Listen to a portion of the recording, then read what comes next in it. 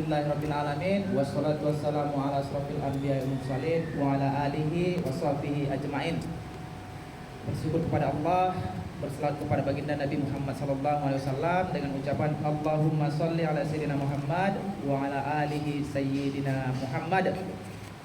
Yang sama-sama kita hormati, yang sama-sama kita muliakan itu Bapak Ketua Umum DPP Pradin Dewan Pimpinan Pusat Perkumpulan Advokat Indonesia Profesor Advokat Robon Rante, yang kami hormati pengurus Dewan Pimpinan Wilayah Provinsi Sumatera Utara, yang kami hormati kawan-kawan, rekan-rekan sejawat advokat Perkumpulan Advokat Sumatera Utara dari berbagai kabupaten. Terima kasih kami ucapkan sudah dapat meringankan langkah, meluangkan waktu. Perlu saya sampaikan bahwa siogianya acara ini sebelumnya kami beberapa tim berkoordinasi untuk dilaksanakan di hari Jumat setelah prosesi pelantikan dan penyumpahan IPT. Namun belum dapat kami simpulkan, kami berkoordinasi dengan Ketua Umum bahwa baiknya memang acara itu kita laksanakan di hari ini, yaitu di hari Kamis tanggal 25 Agustus 2022, dengan harapan bahwa untuk kawan-kawan yang dari kabupaten kota daerah untuk acara besok di tanggal 26 Agustus 2022 dapat berpartisipasi secara bersama-sama kita ke Pengadilan Tinggi untuk meramaikan bahwa atau membawa merahnya Pradin di Pengadilan Tinggi Medan. Hari ini tanggal 25 hari Kamis, sesuai dengan undangan yang pernah kita sebar di dalam grup bahwa ini adalah agenda konsolidasi untuk mempererat silaturahmi dan untuk pendalaman-pendalaman terhadap program yang sudah diamanahkan, yang sudah diciptakan oleh Dewan atau Pradin namanya, Perkumpulan Advokat Indonesia, untuk hari ini dapat disosialisasikan. Terima kasih yang sebesar-besarnya buat kawan-kawan, terutama itu yang di ujung Ketua Pospaku Madin Serdang Bedage. Terima kasih untuk supportnya. Insya Allah setelah kegiatan ini kita longgar adalah agenda ke PKM, dan kawan-kawan yang jauh dari Madinah, Sidimpuan, sangat-sangat bangga saya bisa meringankan langkah, meluangkan waktu. Terima kasih buat kawan-kawan. Kembali kepada agenda hari ini, saya berharap kawan-kawan dapat fokus untuk dapat mendengarkan nanti paparan dari Bapak Ketua Umum, bahwa terhadap paparan yang disampaikan tadi, yang akan disampaikan nanti, kita berharap tidak sia-sia dan dapat kita bawa untuk kembali ke daerah untuk kita dilaksanakan masing-masing, karena program yang akan disampaikan ini sangat bermanfaat untuk kita di organisasi maupun di pribadi kita sendiri. Saya pikir nggak berpanjang lebar untuk menyampaikan kata sambutan ini. Intinya saya sangat berterima kasih, sangat bangga dan bahagia sekali dengan kehadiran rekan-rekan dengan untuk mensukseskan acara kita ini. Akhir kata, sebelum saya menutup, saya buka kembali. Pradin Jaya! Pradin Jaya! Billahi taufiq wal hidayah. Assalamualaikum warahmatullahi wabarakatuh. Waalaikumsalam warahmatullahi wabarakatuh. Terima kasih kepada Ketua Ibu Pradin Utara, Advokat Irwan Ramli, yang telah menyampaikan kata pembuka di acara agenda ini. Untuk selanjutnya, agenda acara yang sangat kita tunggu-tunggu, yang nantinya dapat dipastikan sangat bermanfaat untuk kita semua, untuk kemajuan kita masing-masing dan bersama-sama sebagai advokat di Sumatera Utara. Untuk itu, kepada Ketua Umum Pradin, Bapak Advokat Robon Ramli, kami persilakan tempat dan waktu. Terima kasih. Baik, terima kasih. Assalamualaikum warahmatullahi taala wabarakatuh. Waalaikumsalam warahmatullahi wabarakatuh. Pradin! Terima kasih. Iya Pak, sama-sama Pak. Mantap. Siap. Wah, ini peti kacang nih, apa ini? Roti kacang cap elang emas. Baik, tadi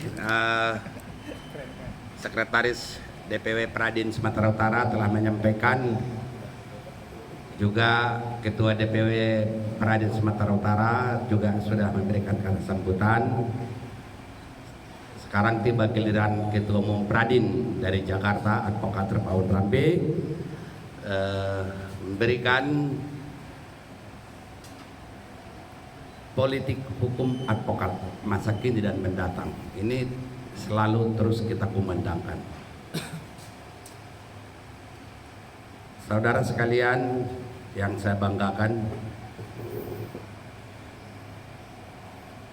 kelihatannya sudah hadir dari Padang Sedempuan, Panyabungan yang belum terlihat, Padang Lawas, kampung terlahirnya Ketum Pradin, dan Tanjung Balai belum muncul.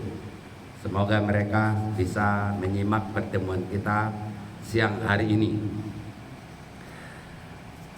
Tadi saya perhatikan para peserta anggota Pradin yang hadir di forum ini telah mendapatkan PowerPoint yang juga sudah sering saya sebar ini dari pengurus DPW Pradin, tentang inilah yang disebutkan politik hukum advokat.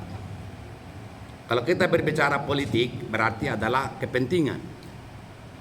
Advokat adalah profesi. Nah, di sini kepentingan apakah profesi advokat kita ini untuk masa kini dan mendatang, ini yang perlu kita diskusikan. Hanya saja mempersingkat waktu supaya lebih efektif dan lebih bermanfaat guna bagi kita bersama. Karena barang ini bukan barang baru, sudah 2 bulan yang lalu kalau nggak salah ya, saya share dengan revisi sedemikian rupa. PowerPoint ini ada 3 yang urgent dengan temanya. 1 tentang level 1 dimaksud mengenai program pendidikan dan latihan paralehal. Sudah cukup jelas. Kemudian level kedua, program pendidikan khusus profesi advokat ataupun Prodipa. Cukup jelas di dalam PowerPoint ini. Kemudian level 3 adalah pendidikan program pendidikan Master Advokat ataupun disingkat MAD. Dari ketiga level ini pun di dalam PowerPoint sudah cukup jelas, bahkan lengkap dengan foto-fotonya dan berikut lampiran-lampirannya. Ini yang perlu kita diskusikan dan tidak perlu saya paparkan satu persatu kembali, itu membuang-buang waktu dan masa. Hanya saja yang perlu kita bicarakan di sini, apakah ada di antara kalian yang belum paham terhadap PowerPoint 3 program pendidikan yang dimiliki Pradin, yang kita harus lakukan ke depan. Dan dengan cara inilah kita membangun advokat profesional dan bermartabat, bukan advokat sontoloyo alias advokat abal-abal kaleng-kaleng yang marak ada di mana-mana sekarang ini, yang amat sangat menyakitkan dan bahkan merugikan pencari keadilan. Ini yang perlu kita diskusikan. Kata-kata Ketua Umum Pradin Advokat Terpaun Rambe yang tadi utarakan bahwa maraknya sekarang ini advokat sontoloyo alias advokat abal-abal kaleng-kaleng, itu tidak hanya slogan, bukan hanya karangan belaka, tapi dapat dipertanggungjawabkan. Yang dahulunya tidak ada itu, kok sekarang jadi marak di mana-mana ada. Seperti kalian ketahui bahwa Ketum Pradin ini sudah 2 provinsi yang dikunjungi dalam minggu ini. Pertama hari Senin dini hari terbang ke Maluku Utara di Ternate dalam rangka konsolidasi dan sekaligus pelantikan advokat Pradin pada Pengadilan Tinggi Maluku Utara yang digelar dilaksanakan hari Selasa kemarin dulu, tanggal 23 Agustus 2022. Kemudian Rabu kembali ke Jakarta, ganti pakaian 1 malam, terbang tadi pagi ke sini. Nah, jadi sehingga temuan-temuan ini bukan temuan isapan belaka ataupun karangan belaka, tapi fakta di lapangan banyak sekali yang kita temukan advokat abal-abal. Ini Ketum Pradin menjadi tidak nyaman, tidak enak, makanya setiap kesempatan kemanapun Ketum Pradin selalu mensosialisasikan ingin membangun Profesor Advokat Wopisium Nobile ini. Kemudian banyak juga pertanyaan orang, kok Ketum Pradin mengatakan apa sih advokat Sontoloyo alias advokat abal-abal kaleng-kaleng itu? Jawabannya simple. Nggak perlu kita mengatakan bahwa advokat abal-abal dimaksud advokat yang nggak tahu apa-apa tapi sudah berstatus sebagai advokat. Memang dia tidak tahu apa-apa, belum siap menjadi advokat. Namun entah kenapa bagaimana mudahnya ingin menjadi advokat itu, lantas keadaan yang demikian dimanfaatkan banyak menjadi advokat, tapi belum bisa, belum tahu apa-apa. Itu pertama. Terbukti kata-kata itu advokat yang dimaksud Sontoloyo, abal-abal kaleng-kaleng itu jelas-jelas dalam Undang-Undang Advokat pasal 22 nomor 18 tahun 2003, yang setiap tidak dikenal siapapun dia berstatus advokat wajib memberikan bantuan hukum gratis atau cuma-cuma kepada pencari keadilan yang tidak mampu. Pertanyaannya adalah, adakah advokat-advokat itu melaksanakannya? Ini tidak terbatas kepada hanya advokat abal-abal dimaksud kepada advokat yang baru dilantik disumpah pada pengadilan tinggi. Bahkan advokat senior sekalipun tidak pernah mereka melaksanakan, mengimplementasikan pasal 22 mandatori Undang-Undang Advokat itu sendiri. Insya Allah pada anggota Pradin dimanapun berada melaksanakan pasal 22 itu. Ini pun menjadi timbul pertanyaan, apakah hanya mengaku-ngaku saja Pradin melaksanakan pasal 22 itu? Tidak perlu harus bertanya, bisa terjawab. Kalau mereka yang otaknya tidak ngedes, kalau otaknya objektif, profesional, gampang, nggak perlu dibuktikan. Kenapa?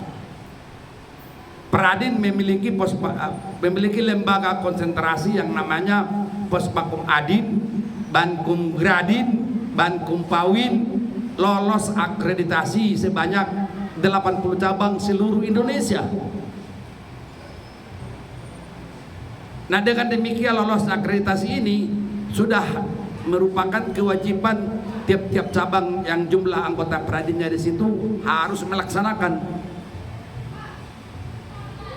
Kalau tidak melaksanakan, maka akreditasinya bisa ditinjau ulang, bahkan bisa digugurkan oleh Kementerian Hukum dan HAM, dalam hal ini BPHN. Maka oleh karena itulah jawabannya tidak perlu berbasa-basi mengelak dengan segala macam dalil bahwa tidak benar itu Pradin melaksanakan pasal 22 Undang-Undang Advokat. Nah itu, kalau dia nggak percaya silakan buka sit Bankum. Berapa ribu perkara yang ditangani anggota Pradin seluruh Indonesia ini. Itu buktinya. Atau berapa besaran uang reimbursement yang didapatkan oleh Puspaku Madin, suruh silakan dia menghitungnya berapa. Sejumlah itulah perkara yang ditangani. Dengan demikian terjawab sudah, tidak perlu harus dibuktikan bahwa anggota Peradin itu melaksanakan atau tidak melaksanakan pasal 22. Konsekuensi setiap terakreditasi wajib memberikan bantuan hukum secara gratis kepada pencari keadilan di dalam pengadilan maupun di luar pengadilan. Itu sudah termaktub dalam kontrak kerja ya, ataupun perjanjian pemberian bantuan hukum oleh BPHN dengan Puspakum Adin itu tiap tahun yang mendapat anggaran dari negara.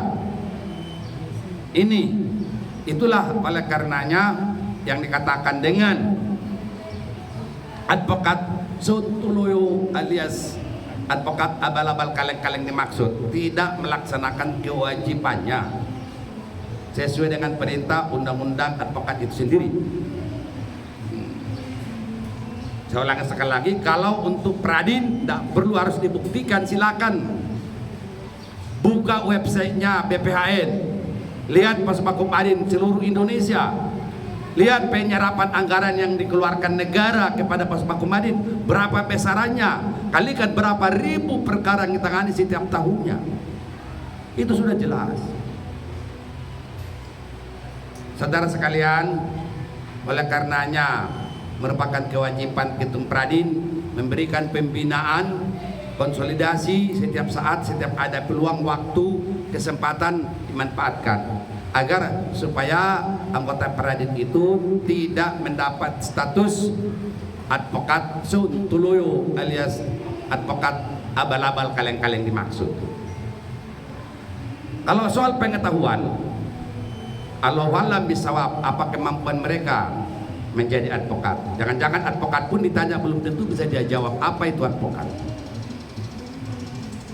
Kenapa demikian? Karena literasi daripada pendidikan mereka dapatkan menjadikan advokat itu ya tidak jelas.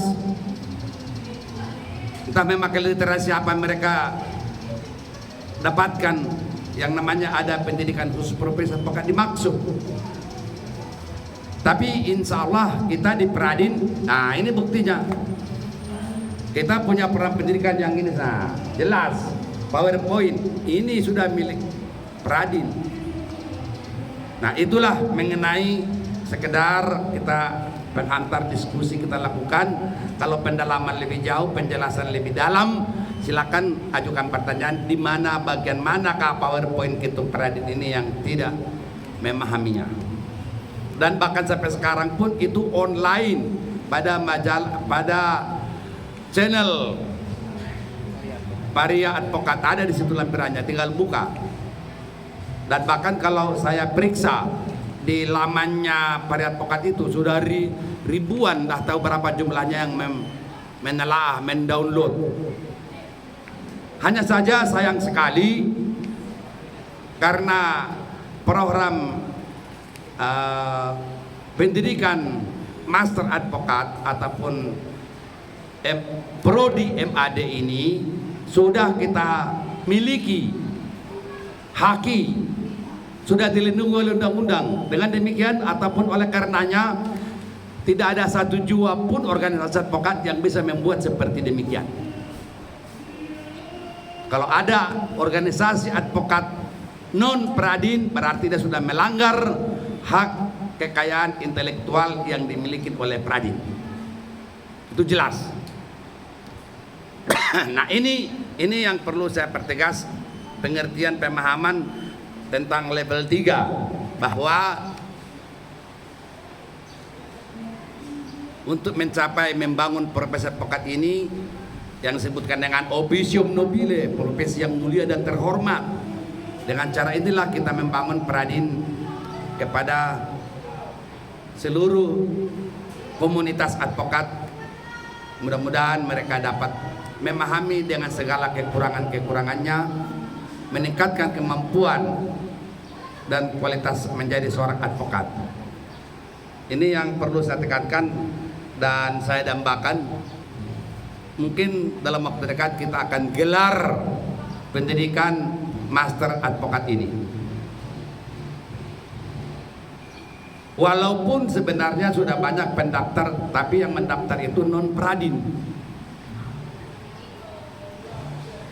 Makanya Ketum Pradin terjun langsung ingin memberikan orientasi terhadap 3 program yang dimiliki Pradin itu. Level 1 tentang diklat paralel, kemudian level 2 Prodipa, program studi profesi advokat, level 3 pendidikan master advokat MAD. Jadi nanti seperti Ketua DPW Pradin Sumatera Utara Irwan Sahrambe SH MAD gitu. Daripada memakai gelar yang tidak karuan, apalagi yang gelarnya itu dapat dibeli, entah dapat dipungut di mana. Banyak sekarang marak pakai gelar, tapi memperoleh gelarnya itu mungkin masih dipertanyakan karena kemampuannya sangat rendah. Tapi di master advokat tidak bisa demikian, karena kita ini belajar bukan mengejar waktu, tapi belajar mengejar untuk profesionalisme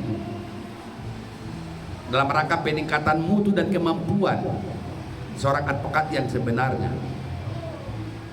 Memang kita dan saya pribadi sangat memahami minat belajar anak bangsa ini sangat rendah, apalagi dengan terjajahnya sekarang kita ini dengan teknologi begitu tinggi, cepat bagaikan hitungan detik, bukan lagi menit ataupun jam atau hari, hanya hitungan detik.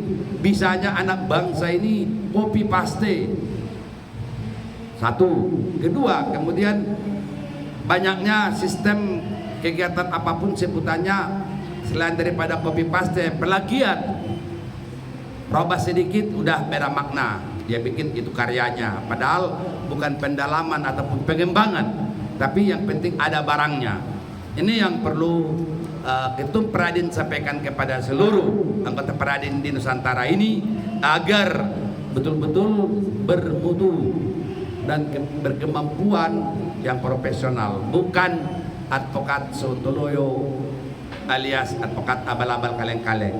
Saya kira demikian dulu yang perlu saya sampaikan. Kita diskusikan, terserah siapapun yang menanya level 1, level 2, level 3, ini kita perdalam pada siang hari ini. Demikian sekedar pengantar dalam diskusi ini saya sampaikan. Silakan dipandu Bapak, siapa yang mau mengajukan pertanyaan. Terima kasih. Dalam hal ini tadi Ketua Umum sudah memaparkan materi-materi kuliah umum terkait pendidikan profesi advokat, membangun advokat profesional dan bermartabat.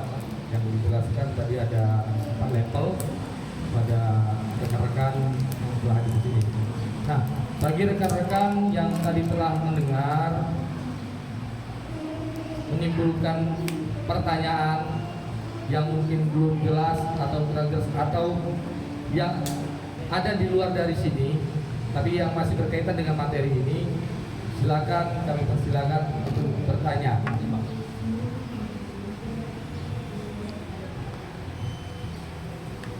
Baik, diri Pak. Kenalkan nama. Baik, assalamualaikum warahmatullahi wabarakatuh. Waalaikumsalam warahmatullahi wabarakatuh. Baik, terima kasih khususnya yang terhormat kepada Ketua Umum DPW Pradin Bapak Robert Rambe, yang terhormat Ketua DPW Pradin Sumatera Utara Bang Irwan Sahrambe SH MAD, dan yang terhormat kepada Ketua-Ketua Pers Baku Madin yang berada di MAD dia. Kota.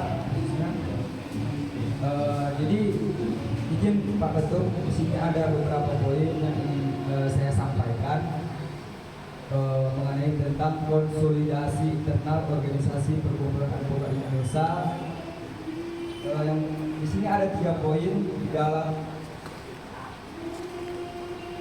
poin ini. Yang pertama mengenai tentang paralegal Radin, baru tentang program profesi advokat, dan yang ketiga tentang program master advokat.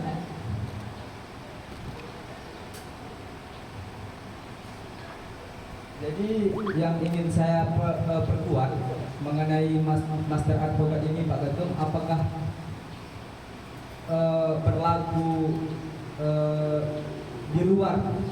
Nah, contoh kayak SHMH kan bisa untuk mengajar di perguruan tinggi gitu kan. Ini apakah MAD ini berlaku di lembaga profesi kadin atau bisa di luar gitu, atau bisa diajukan untuk mengajar di beberapa universitas gitu. Nah, atau apakah selain penjaga gitu. Nah, mungkin kita ada Pak Ketum. Terima kasih.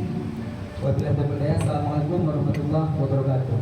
Waalaikumsalam warahmatullahi wabarakatuh. Baik, pertanyaannya bagus sekali. Dari pertanyaan itu dapat kita simpulkan bahwa kita yang ada di sini bukan hanya penanya tadi, bukan. Saya udah langsung aja. Cuman dia yang menyampaikan, tapi saya jamin semua yang ada di sini itu belum tahu. Pertama, walaupun umurnya sudah 10 tahun, tapi kalian tidak pernah menjamah, apalagi memaknai. Apa itu? Adalah Undang-Undang Sisdiknas.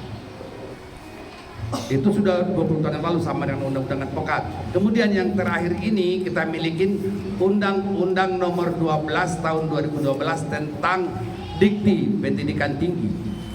Nah, ini yang seru. Nah, Undang-Undang Dikti ini di situ menyebutkan 3 jenis pendidikan. Yang semula kita tidak memiliki cuma 1 pendidikan akademik, itulah semuanya. Tapi di Undang-Undang Dikti yang ada sekarang nomor 12 tahun 2012, 10 tahun yang lalu, itu adalah 3 jenis pendidikan. Kita kenal 1 akademik yang seperti kita jalani, memperoleh gelar S1, S2, S3. Pendidikan kedua vokasi. Pendidikan kedua vokasi ini adalah untuk portofolio, yang untuk pengalaman 20 tahun jadi advokat, tapi dia tidak pernah diangkat status sebagai advokat. Dia bisa mengikuti pendidikan. Atau dia seorang tukang batu, 20 tahun sampai pekerjaan jenis-jenis batu sudah dia kuasain. Akan tetapi dia masih memiliki gelar sarjana, bukan sarjana, sekolah tinggi teknologi, masih tamatan STM. Dia bisa menyusun skripsi dengan portofolio. Itu namanya vokasi. Kemudian yang ketiga adalah kita ini namanya pendidikan profesi. Pendidikan profesi ini, profesi apa saja? Profesi tukang batu, profesi advokat, profesi dokter, profesi wartawan, semua ada jenjang pendidikannya. Nah, inilah yang produknya berbeda-beda. Kalau akademiknya dia memperoleh gelar S1-nya ijazah. Kemudian vokasi yang namanya terapan, sarjana teknik terapan, STT, T-nya itu kecil. Kemudian profesi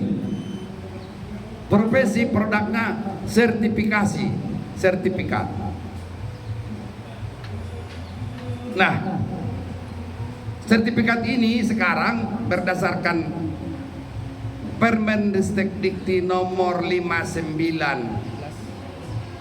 tahun 2018 tentang gelar, tentang sertifikat, Di situ dijelaskan semuanya. Jadi kalau saya menerbitkan sertifikat, itu sudah merupakan dokumen negara, sama senilai setara dengan ijazah. Barang siapa menerbitkan sertifikat sembarangan tanpa dasar yang bersangkutan, yang orang membuat demikian itu bisa dihukum dengan ancaman hukuman 7 tahun. Itu nilai sertifikat. Landasan hukumnya cukup jelas. Nah, oleh karena itu, seperti kalian ketahui bahwa Pradin 2016 yang lalu sampai dengan sekarang kita memprakarsain sebagai pelopor lahirnya Prodipa, program studi profesi advokat, yang disetarakan dengan tingkatan dari S1 yang ingin memasuki profesi advokat wajib dan harus mengikuti pendidikan Prodipa, program studi profesi advokat, atau PKPA yang populer sekarang. Itu 2 tahun. 1 tahun untuk profesinya dan 1 tahun lagi untuk masternya. Bisa juga 1 tahun itu dibandling kalau dia mau mengambil magister ilmu hukum. Dibandling itu dilanjutkan, bisa, boleh. Dari kurikulum tadi 2 semester yang dia sudah lalui di Prodipa, program studi profesi advokat, dia mau ngambil MH, magister hukum, silakan, bisa masuk langsung semester 3. Namanya bundling. Atau dia mau langsung, saya enak jadi profesi advokat, saya melanjutkan untuk mengambil master advokatnya, silakan, itu bisa. Nah, itulah yang saya katakan tadi, kalian belum menguasai apa itu jenjang pendidikan, jenis pendidikan dimaksud oleh undang-undang. Itulah namanya pendidikan profesi advokat, yaitu dengan nomenklatur Permendikti nomor 5 tahun 2019. Itu pure murni 100% diprakarsain oleh Pradin. Itu adalah produk Pradin yang sampai saat ini masih tersendat-sendat untuk pemberlakuannya, karena waktu tahun 2020 sedianya kita sudah launching tentang Prodipa ini, namun karena ada pandemi yang melanda dunia tertunda sampai sekarang. Namun begitu, Pradin kita sudah bersurat ke Kemendikti ataupun Kemendikbud Ristek sekarang supaya ini di launching. DPP Pradin itu tidak pernah diam otaknya, selalu berpikir bagaimana menata profesi advokat ini ke depan yang paling terbaik, bukan paling terjelek. Buktinya kita punya 3 level tadi. Mungkin masih ada lagi produk-produk yang lain, terobosan-terobosan yang dibuat oleh DPP Pradin, tapi sementara ini dulu kita wujudkan. Pertanyaannya adalah, apakah level 1 diklat paralel ini sudah jalan? Sudah. Itu kita jalankan di Warmadewa University di Bali. Sudah 2 angkatan bagi mahasiswanya. Yang sudah ikut di Warmadewa itu sudah hampir 300 orang mahasiswa, dan sangat bermanfaat guna bagi mereka. Kenapa begitu? Karena diklat paralel ini memenuhi kriteria dari MBKM dimaksud. MBKM itu apa? Merdeka Belajar Kampus Merdeka. Dan memang efektif sekali sebagai aktualisasi, mereka langsung praktek di tengah-tengah masyarakat dan di pengadilan. Begitu jadi sarjana tahun kemarin ataupun 2021 itu tidak lagi mencari lapangan kerja. Kerja yang mencari mahasiswanya. Bahkan tidak lepas lagi dari pekerjaan yang kita berikan kepada mahasiswanya, walaupun mereka belum menamatkannya pendidikan, belum punya ijazah maksudnya, tapi mereka langsung sudah aktivitas melaksanakan statusnya sebagai paralehal. Mereka rata-rata kita tempatkan tiap-tiap desa di Bali itu. Memang sangat luar biasa efektif sekali, hasilnya sangat bagus. Itu mengenai level 1. Level 2 dimaksud tadi itu adalah Prodipa, Program Studi Profesi Advokat. Seperti yang saya katakan tadi, kita sudah berkomunikasi melalui menyurat dengan Kemendikbudristek. Mudah-mudahan minggu depan ada berita terbaik untuk kita semuanya. Amin. Ya. Mengenai level 2 ini juga hal yang sama. Ini sebenarnya adalah internal, bukan orang eksternal. Ini internal kita di Pradin. Kita akan selenggarakan, tapi momen belum memungkinkan. Contohnya, saya jauh-jauh hari sudah niat September 2020 ini kita mulai. Tapi setelah membaca situasi kondisi ekonomi anggota, mungkin ini masih perlu kita cancel untuk sesaat, minimal 2023 awal. Kenapa demikian? Karena pagu yang kita tanda tanganin di Kanwil Kemenkumham sangat rendah, hilang separuh dari tahun kebiasaan. Mana mungkin kita melakukan pendidikan, mengurangi pendapatan anggota untuk setor ke rumahnya ataupun belanja hidupnya, keluarganya. Ini yang saya perhitungkan, sehingga mungkin awal 2023 kita lihat dulu. Kalau pagu normal kita akan mulai dengan esensinya. Ketua-ketua Puspakumadin terakreditasi mengorganisir nanti penanganan perkara. Kalau dia mengikuti wajib menangani perkara, langsung nanti kita potong biayanya dari reimbursement. Ini faktornya yang sangat memprihatinkan. Walaupun mungkin di antara anggota kita sudah profitnya banyak, tapi jangan digeneralisasi lah. Kalau kita sudah berbicara uang, kita harus waspada dan harus betul-betul memperhatikan kondisional yang terjadi, bukan individu penilaian. Karena Pradin itu terbesar organisasi yang tersebar di seluruh Nusantara. Seperti yang saya katakan tadi, Ketum Pradin kemarin masih di Ternate, hari ini ada di Medan. Mungkin besok atau lusa saya ada di Balikpapan, di Kalimantan. Ini dalam rangka membangun seperti yang kita lakukan sekarang ini. Saya kira itu penjelasannya. Oleh karena itu, bersiap-siaplah untuk mengikuti membangun profesi, membangun diri kita sendiri, membangun profesi officium nobile, dan juga sejahtera seluruh anggota Pradin. Itu yang penting. Demikian perlu saya jelaskan. Mungkin masih ada lagi pertanyaan-pertanyaan yang lain untuk kita lakukan pendalaman. Karena tanpa pertanyaan tidak keluar ilmunya, karena sudah ada di PowerPoint ini, sudah ada. Walaupun saya memahami PowerPoint yang ada ini, kalau nggak ada pendalaman dialogis seperti begini, nggak mungkin kalian paham lebih jauh bagaimana memaknai dan arah kemana pergi profesi advokat Indonesia ataupun PowerPoint yang dimaksudkan di sini. Demikian, silakan, mungkin masih ada lagi yang lain.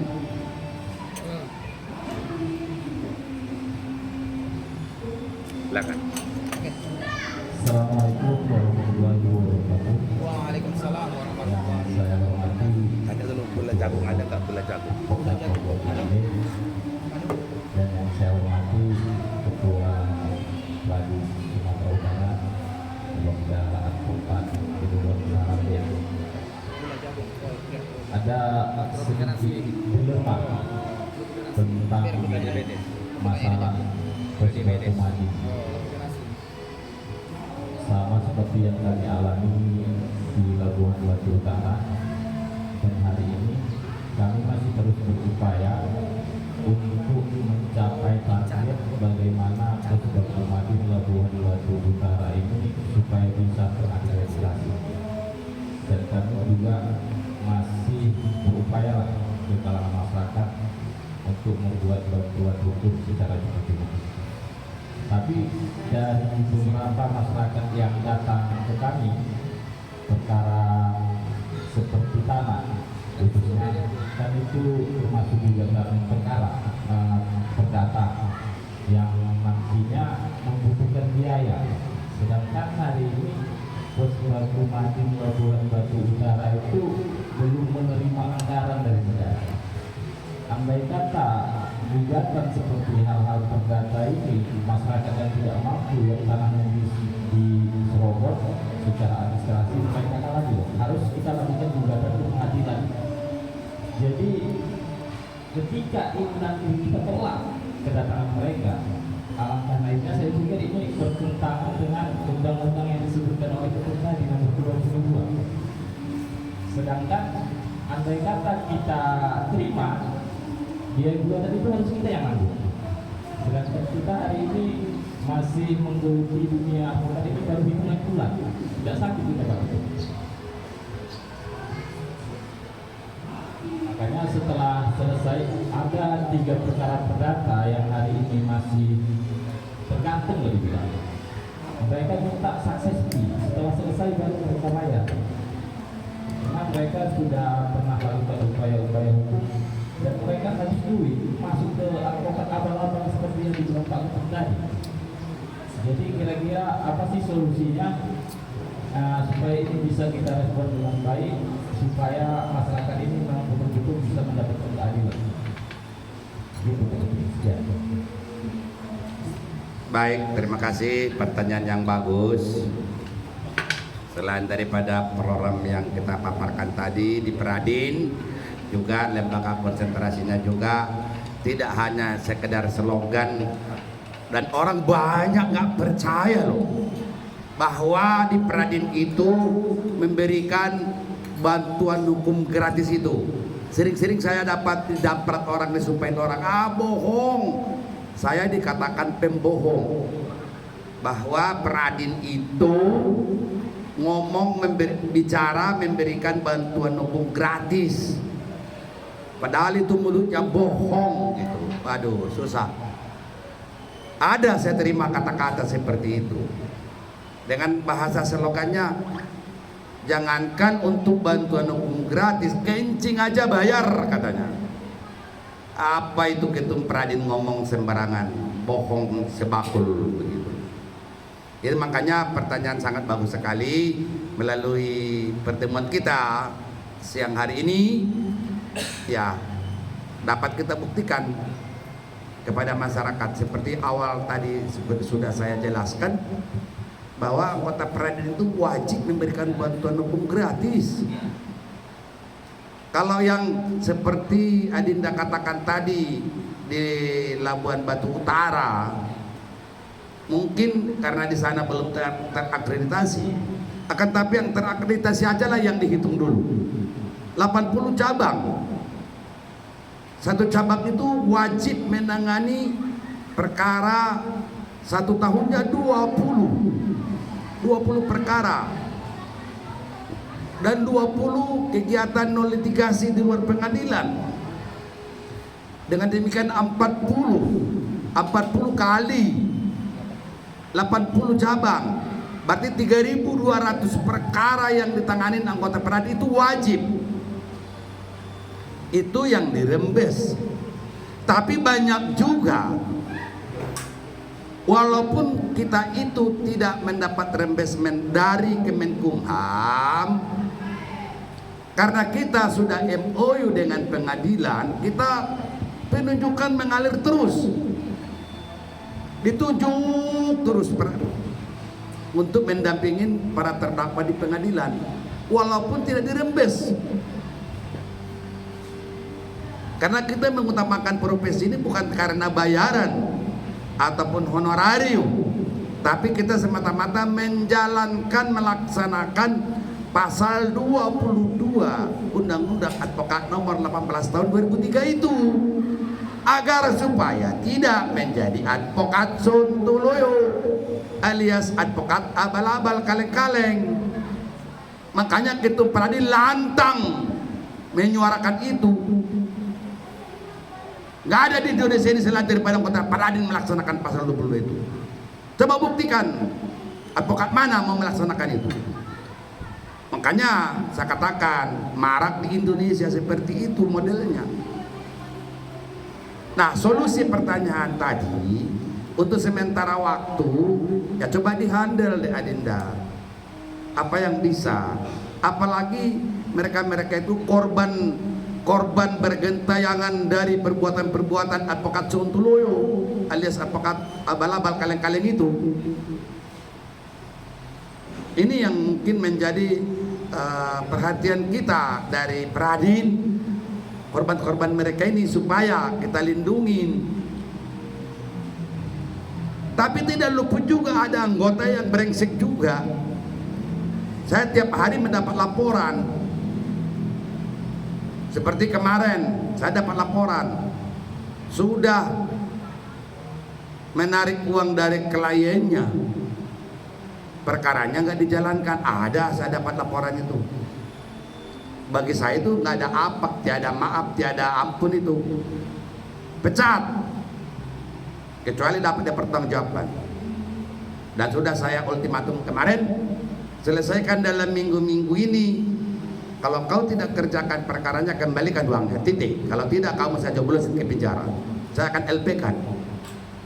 Karena itu sudah merupakan penipuan. Ini yang perlu kita jaga. Oleh karenanya pertanyaan Adinda tadi coba diantisipasi dengan segala macam cara. Jujur saya katakan, awal saya memulai profesi advokat 50 tahun yang lalu. Beda dengan yang sekarang. Bedanya di mana? Dulu perkara langka. Sekarang perkara si gudang. Di mana aja ada persoalan-persoalan hukum. Kalau dulu orang berperkara pun gak mau. Lantas bagaimana dia mereka supaya mau kita tangani perkaranya? Kita kasih uang. Saya orangnya itu 50 tahun yang silam di Jakarta. Bukannya yang punya perkara ngongkosin saya sampai ke pengadilan, tapi justru kebalikannya. Saya ngasih dia ongkos untuk berperkara ke pengadilan, biar perkara saya tanggung, karena perkara nggak ada. Saya ingin menjadi advokat, karena pada waktu itu kriteria salah satu persyaratan menjadi advokat harus menangani perkara 10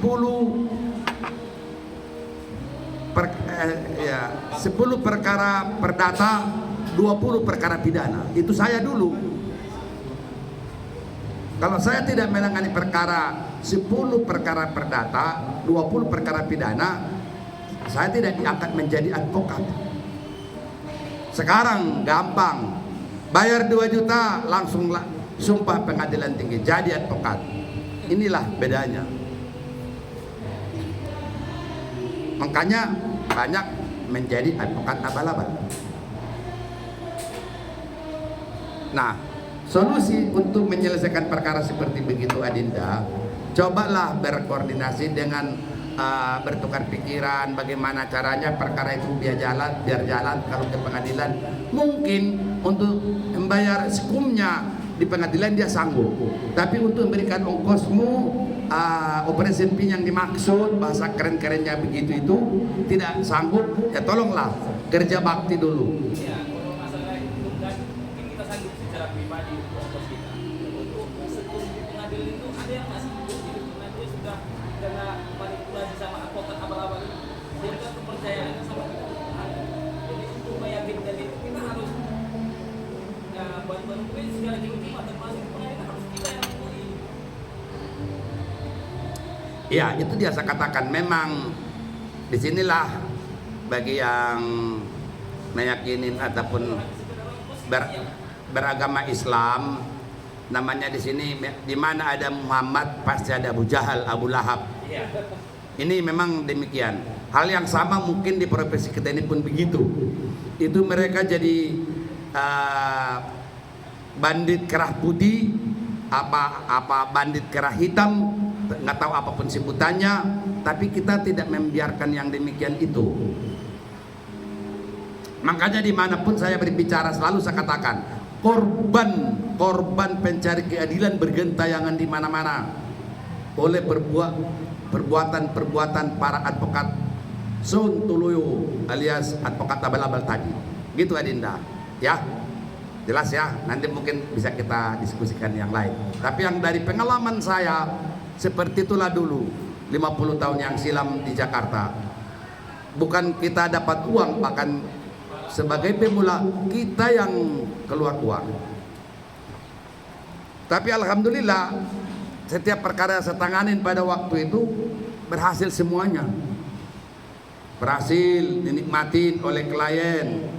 Dari situlah timbul kepercayaan ataupun trust masyarakat itu kepada seorang advokat. Makanya kau bangunlah profesi advokatmu ini dengan baik-baik, yang sedemikian rupa sehingga masyarakat itu yakin dan percaya terhadap profesi advokat ini sendiri dan kepada diri kita masing-masing. Makanya di dalam buku saudara Ropa Undrambe ada di dalamnya, di situ lupa saya di halaman berapa. Itu modal advokat ini cuma 4 huruf. Tidak harus dengan keren beken, pakai mobil limousine, pakai gedung mewah dan 70 tingkat, 80 tingkat kantornya. Itu nggak berlaku, nggak ada manfaat di profesi advokat ini itu.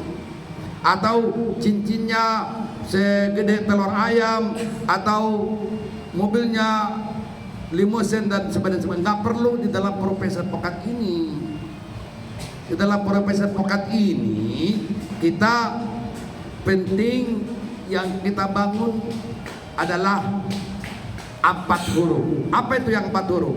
Nama. Nama seorang Irwansyah. Ini membangunnya ini setengah mati, sama dengan seperti saya. Apa itu? Apa itu? Kan gitu pertanyaannya. Apa nama? Setengah mati menjaga nama ini seperti nama saya. Alhamdulillah sampai sekarang masih diseganin orang, masih orang tidak banyak mencela.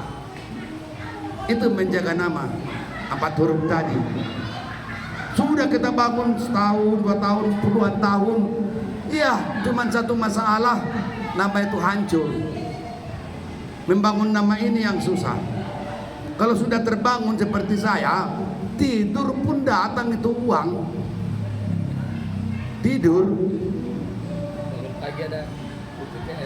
Apalagi kita bekerja dengan benar. Tapi membangun ini, makanya tidak, saya ulang sekali lagi supaya kalian memahami, apalagi tinggal di pedesaan di kampung saya sana di Padang Lawas, di Padang Sedempuan. Mungkin yang ada cuman salak dari Sitorkis atau dari Huta Sitinjak. Ya terimalah salak, itulah rezekimu. Tapi nanti dari situ akan kamu terkenal. Oh, Pak Irwansyah Rambe ini benar nih, ini yang boleh dipakai nih. Ini yang dipercaya. Dan pengabdianmu itu 1 menjadi 10, 10 menjadi 100, 100 menjadi 1000, sama dengan Ketum Peradin. Siapa yang tidak kenal dengan advokat Ropa Undrambe seluruh republik ini? Tapi dikenalnya bukan karena negatif, dikenal bukan karena hal-hal lain, tapi dikenal dengan menjalankan profesi yang baik dan benar. Itu yang betul. Kalau rezeki itu datang dengan sendirinya dari manapun, insya Allah dapat. Haryadi no baru sumpah, di mana kamu Haryadi? Di Palembang ya? Di mana kamu sumpah dulu? Di Medan? Di Lampung ya? Tahun 2016 ya? Dengan sekarang sudah 6 tahun. Dulu mukanya itu nggak kayak begitu, mukanya ceria kayak begitu. Mukanya mohon maaf. Mukanya dulu waktu sebelum advokat itu jahanam. Kita nggak perlu kita ketawain, memang itu fakta. Itu nggak fakta. Tapi sudah 6 tahun dia praktek. Kalau nama dia rusak, mukanya lebih jahanam lagi. Tapi tidak, dia bangun nama Haryadi itu baik-baik. rezeki datang dengan sendirinya. Apalagi Ketum Pradin. Siapa nyangka orang Padang Bolak seperti ini? Kalau dari Belanda mungkin ataupun dari Eropa, ya percayalah dikit-dikit itu tampangnya. Kenapa? Karena berbuat baik. Kalau tampak asli dari Padang Bolak itu sudah nggak ada di wajahku ini.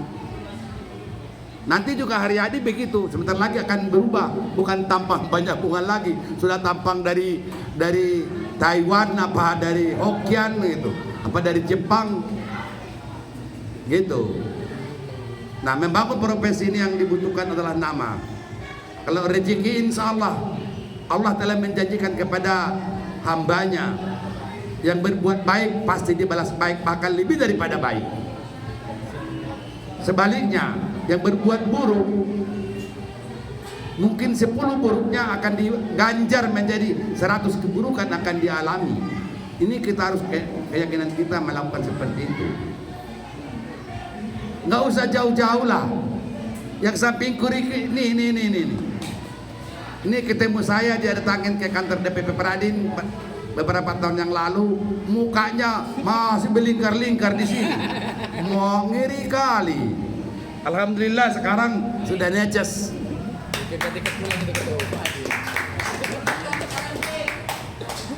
Padahal pada waktu itu dia sudah jadi advokat sebelah. Dan melingkar-lingkar karena mikirkan tiket pulang tuh betul.